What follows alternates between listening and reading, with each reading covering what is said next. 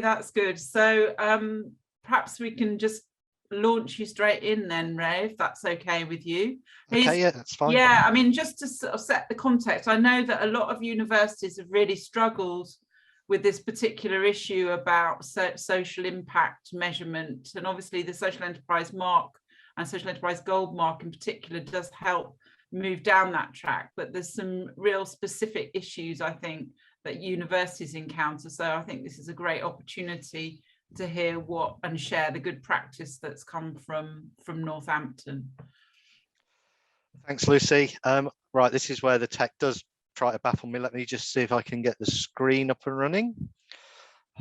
Share. Hopefully you can see that. Yeah. Yeah. We can see it. Okay, I'll try and put it into, there we go. Is that okay? Everybody see that fine? Okay, well, thanks for the opportunity to speak to you this afternoon. I think just to echo what Lucy said in the introduction, we're still struggling with it, but it's worth, I think the purpose of today is just to create a little space where we can share each other's pain to some extent on this topic and sort of explore for ourselves within our own institutions the barriers that we face. What I'm going to have a look at, and I think as I was sort of thinking about what I was going to talk to you about, I think we're probably going to be left with more questions and answers through this session, because I don't think anybody has the monopoly on this, and it is difficult, it's incomplete, but I think the key message is measuring something is better than measuring nothing, and at least having some approach within our organisations as a starting point enables us to be able to ask those questions as we move forward. So what I'll be covering is our journey, the important role the social enterprise mark played in that journey, where we are now, but also what we're beginning to see as some of that potential developing as we've begun to shape our thinking.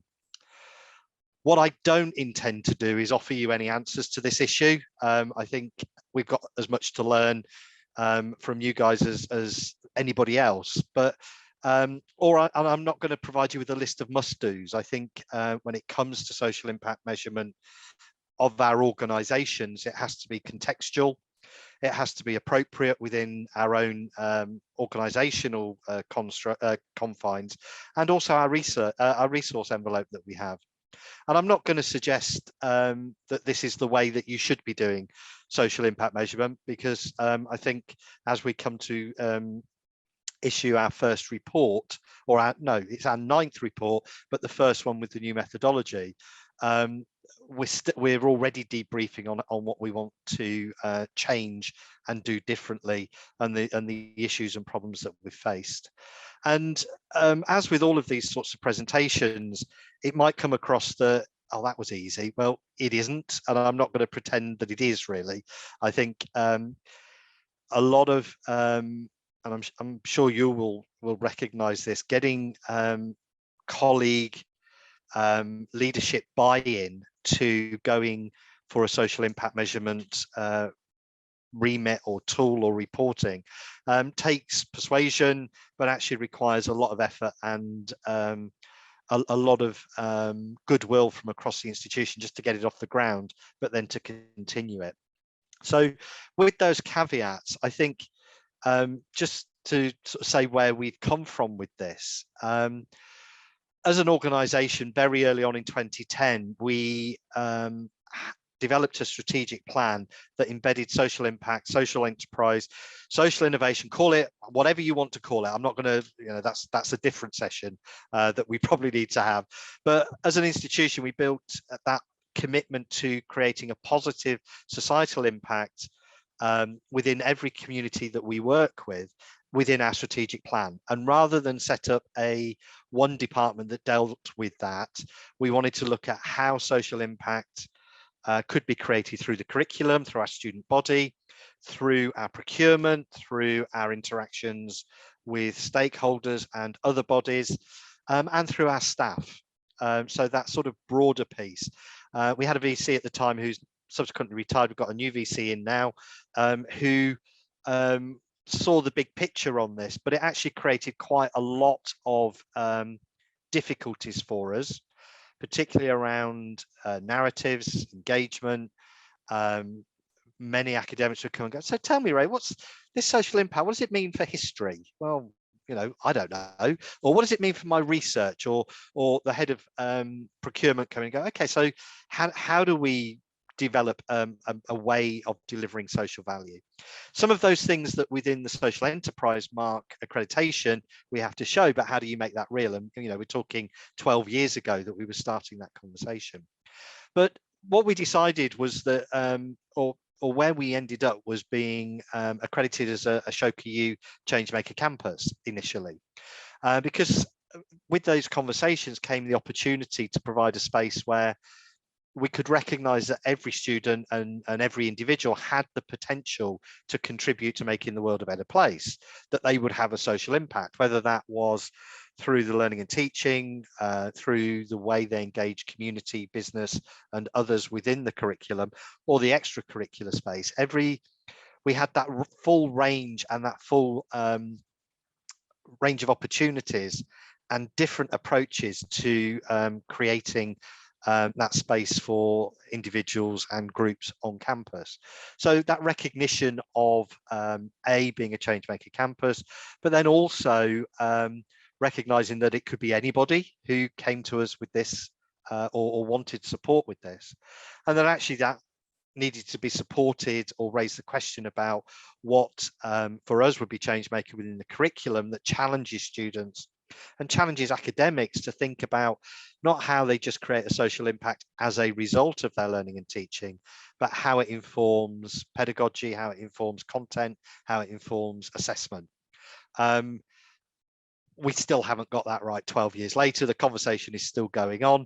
But again, that was sort of our starting point. And that challenge that was put out within the strategic plan for this to be across everything from HR to finance, from marketing to the business school, from the student union through to our community and knowledge exchange, wider knowledge exchange activities. So the way it was described at the time was, we're going to let 1,000 flowers bloom, but we're going to set down a few plant pots to encourage growth in that area. Looking back, it was just utter carnage and chaos, and trying to be everything to everybody. That commitment to social impact continues now, and shortly after we got the changemaker designation, I think it's about 2 years later, we recognized the importance of the social enterprise mark in enhancing that, because that then brought in the role of governance, the role of measurement, but also that broader piece around how we use our asset as a university. So our changemaker designation, alongside the importance of the gold mark, almost sort of catalyzed our thinking around, okay, so how do we capture our social impact? How do we report it? What's all that going to look like? And I'm sure this might resonate with a lot of you. It transpired in a number of ways. We issued social impact reports. I think the first one went back to 2013-14, and we've issued them sort of ever since, really, in multiple ways. Sometimes it's based around a theme. So for those of you that know, over this period, or for those of you who don't know, over this period up to 2018, the university was building a brand new campus and moving us from one part of the town to another part of the town into this purpose-built campus. So we took a strong decision and a strategic decision that within all of the contracts and the procurement of the suppliers and the craftspeople, the architects, that we would build in social value clauses into those contracts. And when the project finished and the building which we're now in was complete, we were able to capture all that learning, and we did a whole sort of waterside campus impact report on the development and the toolkit that we used to capture some of that underpinned it. So, and I think looking back at some of those early reports, not only were they thematic, they were based on storytelling. They were very much about case studies. And a lot of that was because early doors, some of the metrics weren't that impressive. And what I mean by that is for a business that's turning over 150 million with 2,500 staff, to say that we supported 20 apprenticeships, for example, didn't sound that great for our marketing team. You know, looking back on it now, that's a huge achievement, you know, in a year to get 20 young people into apprenticeships within the construction industry or within the logistics industry or things like that. So yes, there was storytelling, because the stories are much more emotional, if you like. They're a good hook for communities. But again, I think it probably represents, in hindsight, the fact that the social impact reporting back then, probably up to about 2015, was seen as a PR marketing tool rather than necessarily a tool to drive the business or to inform the way the business worked. We also had a lot of research going on. You can see, I don't know if you can see, but from the slide, we had publications around our impact around the built environment, about Waterside Campus, but we're also able to widen that so that academics were linking a lot of the research that they were doing back to not only the research impact they wanted, but also the social impact they could capture within that. And within that sort of reporting structure, we presented it in numerous ways. You know, there were odd ways of doing it. And quite easy ways, you know, to build it into the consolidated annual reports for the university. There's a whole section on that because it was a strategic driver. And I'm sure your universities do this now. There's a whole section on our social, environmental, cultural, and economic impact. So it slightly different audience gets to see this, but it does pull it together in one place. But the problem with that is the two sort of green pictures side by side, there was so many metrics. There were so many different ways we were capturing this information. There wasn't a consistent narrative around it.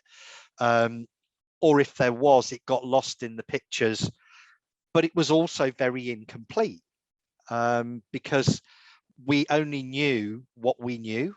And universities are complex organizations where activities going on all over the place. And we were missing some really important information. So the reporting of our social impact back then, and again, I'm probably extending that time period probably up to about end of 2017 now.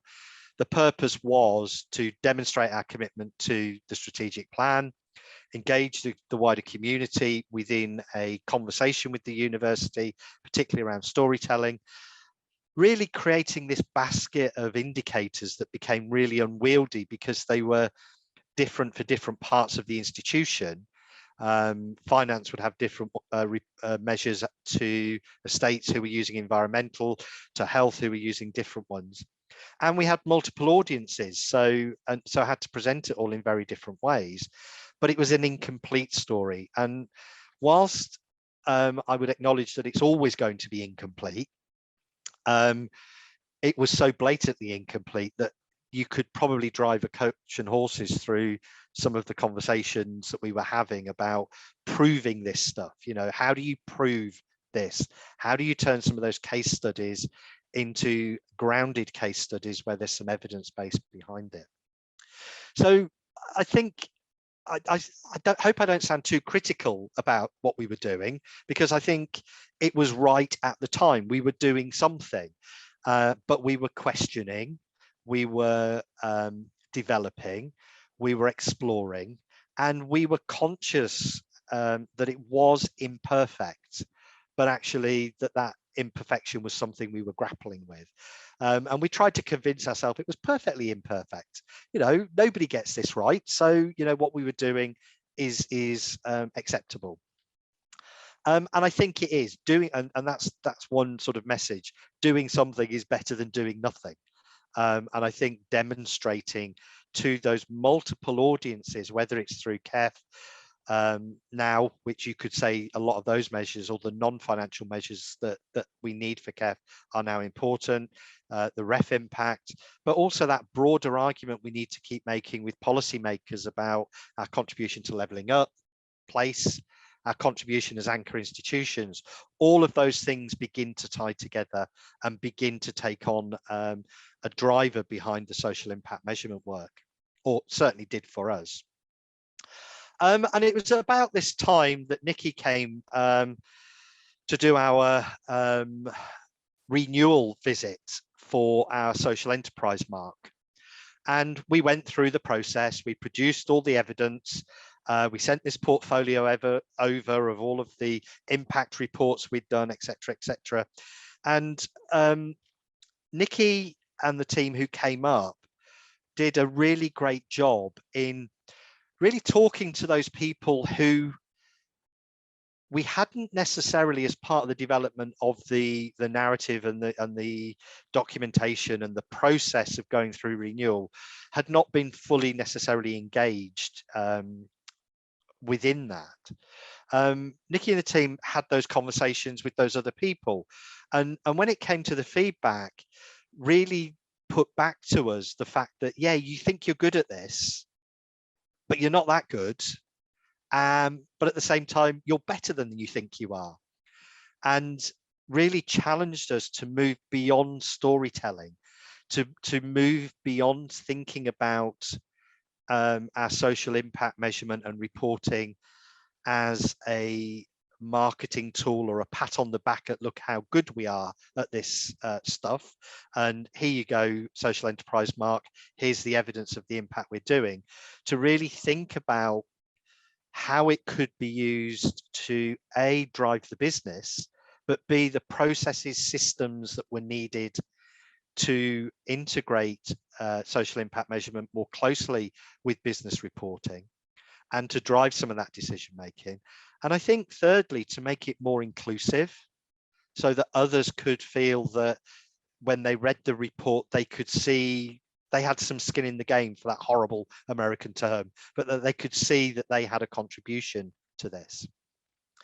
And the feedback we got, I think, for the team involved, landed well, but also difficult for them, because I think even though we knew we could do better, that challenge seemed quite large at the time that we were being set, particularly as I think it's right. It was potentially a bolt-on activity rather than something that would drive the business, if universities are businesses, and I'll park that there for a minute. We'd already, so we sort of sat, once the shock of it all, and well, shock's the wrong word, that the reality check sort of kicked in, we sort of looked back at what we'd got and what we'd done, and the asset base that we were already building on, because there is a lot of good stuff within all universities that you can point to, and we'd already had our what we called our changemaker commitments, the principles that underpinned our civic university pledge, that as a university we wanted to create positive societal impact across 4 particular areas or criteria, if you like, about young people flourishing and learning, about positive health and well-being, about enhancing culture, heritage and environment to ensure they're respected for future generations and developed for future generations, but also that positive environmental impact, or that positive, creating that positive environment in which entrepreneurial opportunities could be supported and grow. But then actually that would mean some commitment to the E in ESG, or the societal piece, not just business from a purely commercial perspective, even though that's still a valid approach. So we'd already got these sorts of commitments in place, but we were also challenged by a commitment the university had made around the impact rankings, for example. And I'm sure some of you are either looking at that or are being encouraged, or your institutions have already decided that they would submit to the Times Higher Impact rankings. Our governors had sort of thrown this at us as a sort of approach that we wanted to take, but of course they're all linked to these global SDGs that are somewhere out there, somewhere in the distance. And how are we going to sort of create a way in which, if our students were recycling coffee cups, that could be extrapolated out? So that challenge that we picked up was, how could we provide that local framework which defines and sustains measures of socio-economic development for what we said Northamptonshire as our place, but that could be extrapolated out to connect to that Times Higher ranking and start to build that narrative around knowledge exchange framework and other reporting functions that we had. Not an easy piece of work at all. It was we developed this idea of the difficulty of challenges that we faced, and this was definitely a 3 bottle of wine job. You know, it wouldn't begin to make sense until you got to that 3rd bottle of wine and the penny began to drop. But the starting point for us was coordination and streamlining. You know, when you look at how you want to create an ecosystem where you not only tell the stories, but that you prove the impact of those stories and you prove the impact of your institution, it needs to be streamlined. There are too many competing narratives, competing priorities, competing challenges that are coming at you, as I showed in previous slides.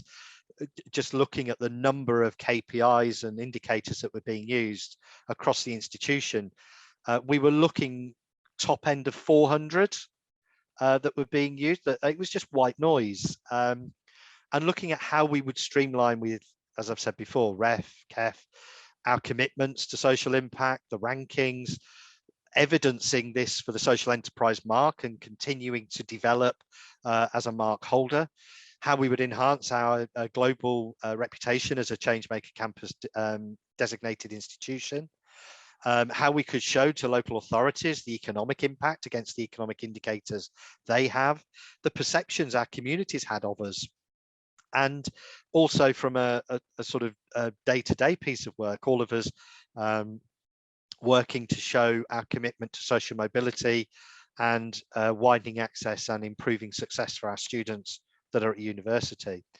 So a big piece of work, and I'm talking about a year here, sort of took apart all of these competing narratives and these competing challenges that we had to try and coordinate and streamline and not only understand those priorities, but the systems and processes that sat underneath.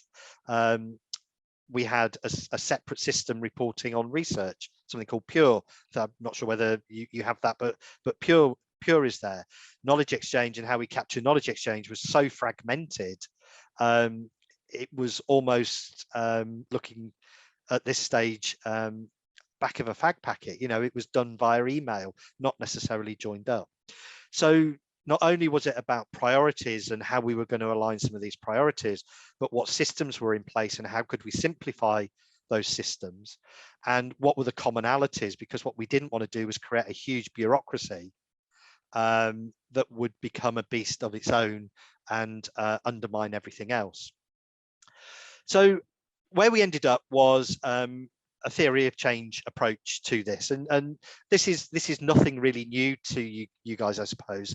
But what we were able to do was take each one of our commitments and define those longer term impacts aligned to SDGs and also external indicators and policy indicators that we could see we could be making that were common, or where with a little bit of repositioning we could demonstrate that we could have that impact. And then from that basket of indicators that we had, separate out those lead indicators as outputs and those lag indicators as outcomes, and agree the process that we would use to capture this. And thankfully for us, Pure captures about 95% of the information we've got here, or can capture it by getting feeds in from other parts of the institution. And we developed a theory of change for each of the commitments that looks like as what you've got on this screen. So for example, for us, about enabling young people to flourish and learn, yes, it's about student numbers, but it's also about the demographic of those students, particularly with the link to our access and participation plan, and the numbers or percentages that then sit within our marketing strategy to be able to target, and how we would provide or improve access through clearing, and then the support we would provide to students, not just within the university, but within some of the schools that we work with and the colleges that we work with, to support those with learning disabilities. But also within our first submission to the Times Higher, we identified that we had a real strength around early years provision and the development of early years practitioners. So again, this was a consultative process and narrowed it down to those 5 areas in terms of outputs, 4 categories around outcomes and the data input and how we would measure, all stuff that we were already doing. It just wasn't necessarily aligned.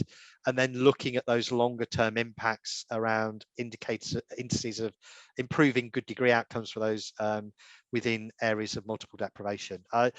This is a whole session. I mean, there's 3 others that sit underneath this, and this is applied across the entire institution. I've just given you a snapshot here.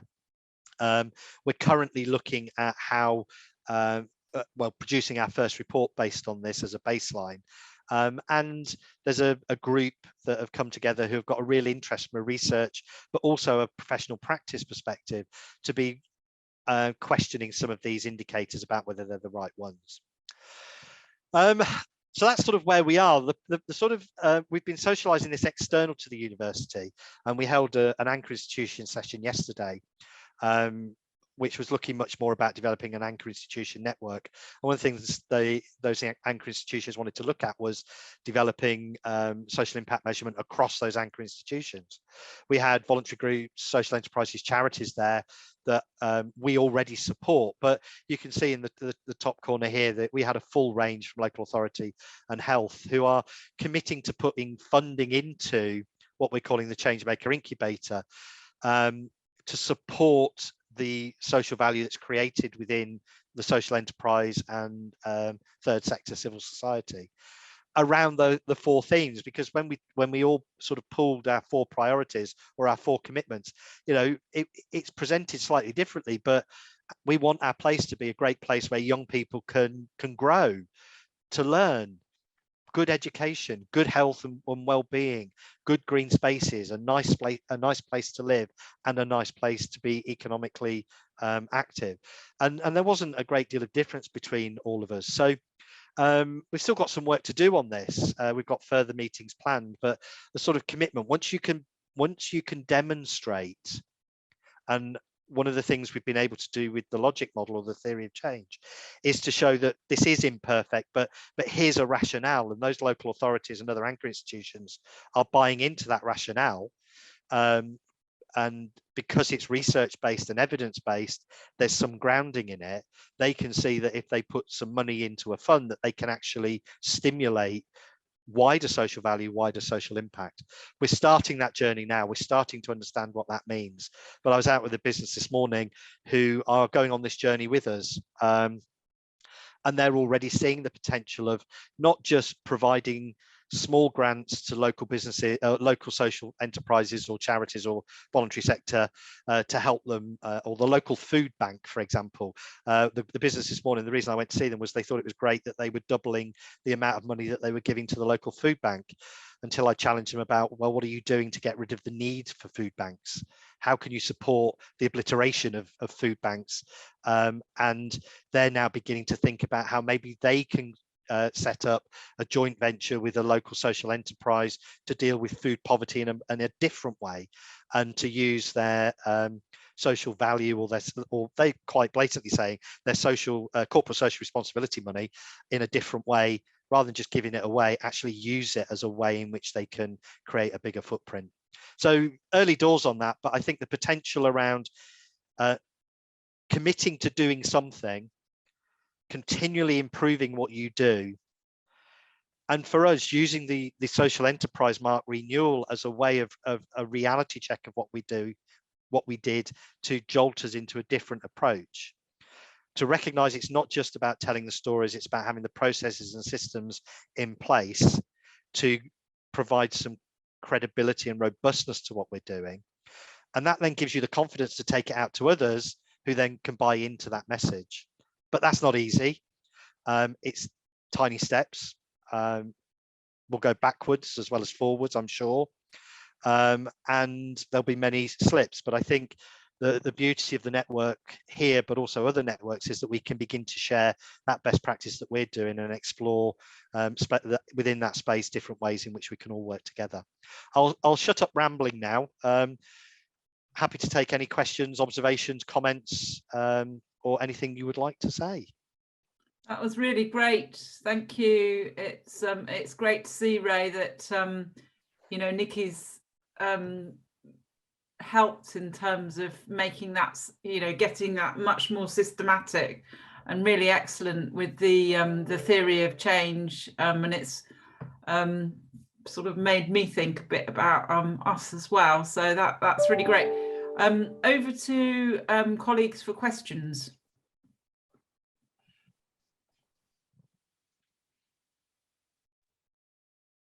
Mark? Hi, Ray, thank you for that. Fascinating. It's amazing the amount of detail and the depth of analysis you've got into there. How far along the journey are you at the moment? You mentioned there were other pieces sat underneath that, what was going down to school level. How's that been taken, and how has that been kind of embedded within the university structure? Yeah, that's a really good question. I think the really important thing for me is that the proposal that we developed to move to this theory of change approach has been adopted by governors. They have given the commitment to the being, and I don't like chasing rankings, but they've said, you know, we should be a top 20 UK university in the impact rankings. Now that gives a bit of focus. We'll never, to be honest, we will never get there, because I think within the impact rankings, research impact has a big weighting. But for us, we're a learning and teaching institution. We're post 92, but it gives us some impetus. So I think that commitment strategically to the board. We've now got a new vice chancellor who's going through a strategic refresh, and she gets this model because it allows sort of 10, 20-year planning, but 1 year detail. My fellow directors get bored rigid of me talking about theories of change. Everything my department do is a theory of change. Our access and participation plan is a theory of change. So I'm inculcating it with them now. You know, they're beginning to cotton on. So we've got a long way to go, but that social impact element, that societal impact, that has become much more important around KEF, for example, particularly the non-financial measures piece. It's beginning to get that momentum to it. So a long way to go, Mark, but at least we're moving. Anna. Sorry, I was just thinking, I don't usually use Zoom now. It's the quickest to do that than find where the button is. The old-fashioned way. It was really, really interesting. Thank you. I was interested in what you said, particularly about that it was viewed favourably that you had combined both academics and practitioners in terms of developing what those metrics should be. And I was just interested in your experience really in trying to do that. How it worked. Was it easy? Was it hard? How did you find that in terms of bringing academics into it and frankly motivating them to do it? And I should say I used to be one, so I'm not really critical, but you know, that situation. I think it's fight the battles at the right time. And if we tried to do this work, say 7 or 8 years ago, it would have been horrendous. I think where we're at the moment as an organisation is we're on that journey. So our sort of change maker social impact work, and I, you know, I don't care what academics or practitioners call it. You can call it what you like. I don't mind, because I'm fed up with that debate to some extent. But it was a lot easier than it would have been a few years ago. However, we've gone with the stones that rolled. You know, there are those academics who will never get this, never want to get it, never understand it. It's not for them. There's those that just lap it up, and there's those that want persuading. And just as a sort of prime example, we're going through a periodic subject review for our fashion and leather course. And within our PSRs, we always bring in student voice in there. And the students were talking about the lack of recognition of the fashion industry's damage to the planet, the way it treats people, the old film that was out, is it The Corporation, that talks about a Louis Vuitton bag costs 50 cents to make but sells for $15,000, you know, who gets the money out of that?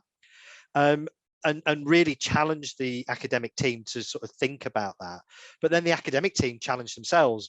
It's not only about what they teach now in the content, but they're looking at how they procure, the partners that they work with, where they get their fabric from, where they and alternative dyes, and things like that, and moving into assessment. So this year's graduate fashion show was based around upcycling.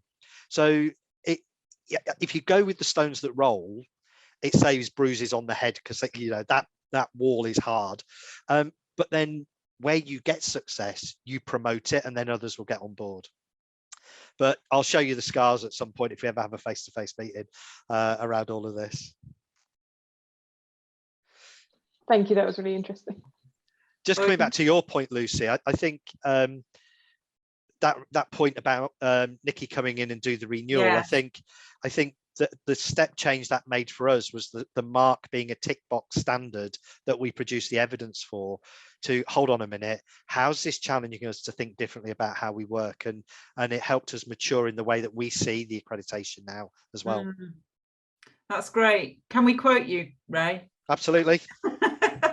I think, you know that you're recording it, so we've got it on recording, and it's really helpful to, you know, in terms of other institutions understanding, you know, what the value is really over and above, you know, the tick box, as you say.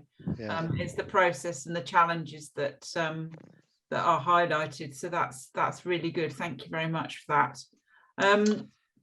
Laura, have you got any questions at all from a Marchon perspective?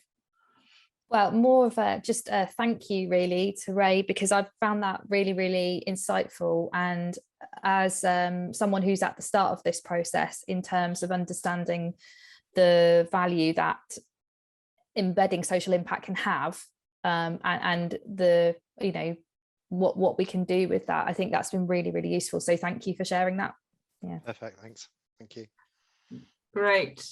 And Matthew, did you have anything you wanted to ask?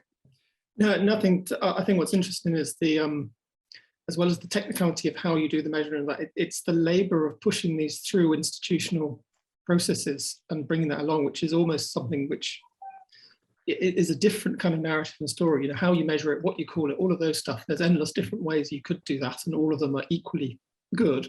But the shared narrative is, how do you move around a juggernaut of an institution to embrace these things in a way that is meaningful? Absolutely. And I'm really lucky there, Matthew, in that Northampton's sort of very flat, and we all have real, in terms of structure, but we all have really good access to governors and senior teams. So we can influence in that way. I think at the moment, one of the things that is really driving this is the knowledge exchange framework, and certainly the Concordat, and a lot of the requirements for the Concordat in terms of measuring impact around knowledge exchange, for example, and capturing it and measuring it and mapping it, and the processes that you need. Once you start looking at those, substitute knowledge exchange for social impact, and suddenly you've got a sort of a train that you can push through, because certainly at our institution, the two things are coming together quite closely at the moment. Great. Thank you very much, Ray. No problem. And I'm sure that will be a useful session for others that are facing these challenges. So we can put it on YouTube.